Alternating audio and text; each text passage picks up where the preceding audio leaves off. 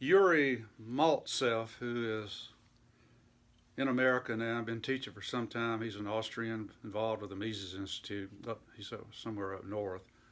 He was the finance minister for Gorbachev.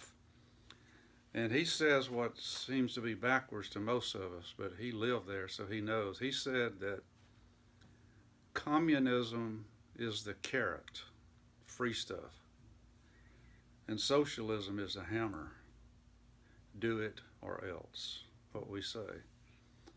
And the more you study, he's right. I guess I thought that was wrong the first time I heard him say it, except I knew it wasn't wrong because he lived there. So there's all kind of forms of socialism, and we use socialism for fascism. We use socialism because they're all branches.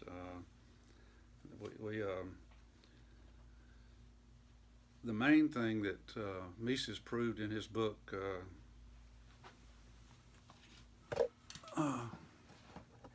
Socialism, when he was a young man, made his name, but it also made the German economists and so forth hate him because they disagreed with him so much. And they thought they were right, I guess, back in those days.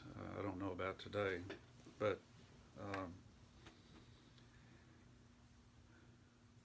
the inability to determine prices is what he primarily proved in this big book. And it hasn't really ever been refuted. They just ignore it. So if they can't refute things, who are they? The economists. They just ignore it. When I bought this book from Per Bieland, we talked a lot, and I later sent him the message because it's the seen and the unseen and the unrealized, and that says a lot because the unrealized is the consequences or the broken window, and this is what the socialists either don't see or don't care to see, and I think it's the latter, especially the ones who are in control. They know what they're doing, I believe.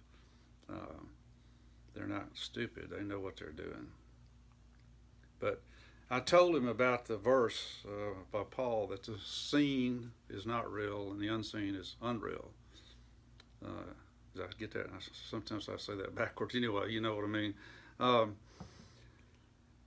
He wrote back, and he probably doesn't study the Bible, but he wrote back and said he was amazed to see that.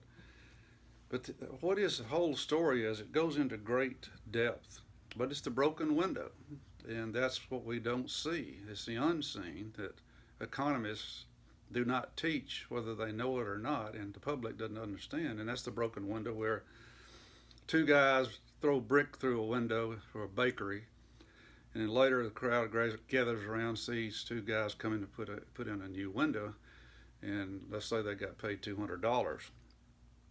So the crowd says, well, maybe it wasn't so bad that they broke the window because those two guys wouldn't have a job. But what they didn't see was beyond to the unseen, where the baker was going to go buy a tailored suit for $200. Now the tailor is out of work to make a suit. So that's the unseen in the secular world. And people, when they talk about free stuff, I say to them, where do you work? Let's say they work for a doctor's office. I say, okay, if it's free, I guess you will work free because the doctor's not going to make any money. They look at me like, They don't even quite get it when I say that. That's amazing to me. Or if they, free car. Well, if it's a free, the people working there are not getting paid. And I go, and I'm just amazed. But this is public schools has ruined their minds. Public schools, the statistics show that 69% under 30 vote socialist. And that is just amazing, and it's because of public schools. what is a good way to explain socialism? Let's go to Mises. This economic poison that destroys property and is the biggest generation of poverty. Modern day came from British Fabian socialism, the Fabian Society, which was Marxist. Marx said we have to have it's inevitable that socialism will take over capitalism. It's just inevitable. It can't be avoided. And we have to do that, not through a revolution, but over a period of time. That didn't work. And Antonio Gramsci, who many consider the greatest politician who's ever lived in the history of the modern world, or the recorded history, said, no, you've got to do it another way, no revolution or anything like that, or slow moving either. But it's got, in your manner, it's got to be through getting control of the public schools. It's got to get control of the government, the news media, and all of those people, so that we can destroy capitalism and implement socialism. And that's what they're doing now. It's not Marx.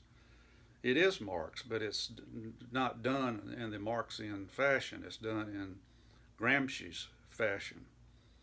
And so it has been a slow process, but it's now moving rapidly, very rapidly. We see what happens in Africa, where the political elite there said only socialism will save Africa. And of course, it's not saved. If you talk about socialism, you have to understand egalitarianism. That's equality, equal. And it is why some of the worst people in society, the psychopaths and the sociopaths, rise to the top to control so many people, because they say that we're unequal. And nowadays they're saying because the white has taken advantage of the other people, and that's the social justice, the wokeism stuff is going on right now. And so they say that we've all got to be alike. And according to the Bible, we're all individuals. And I really am skipping around from my notes today. I first learned this from Rabbi Daniel Lapin. I actually met him, used to talk to him on the phone. I believe he's in Washington. He has a radio show too. In the story of Nimrod, Nimrod meant hunter of men, and a sub-meaning was get down. In other words, do what I say. So he was a hunter, but not of animals. He was a hunter of men. And he did not believe he needed God, nor did the people. So the use of bricks to try to build the Tower of Babel, whatever it's called, everybody calls it different names, Babel, versus stones and rocks represent the fact that bricks are man-made and stones and rocks are God-made. Stones and rocks are individual. Bricks are all alike. So socialism goes all the way back to Nimrod. And I first learned that from Daniel Lapin.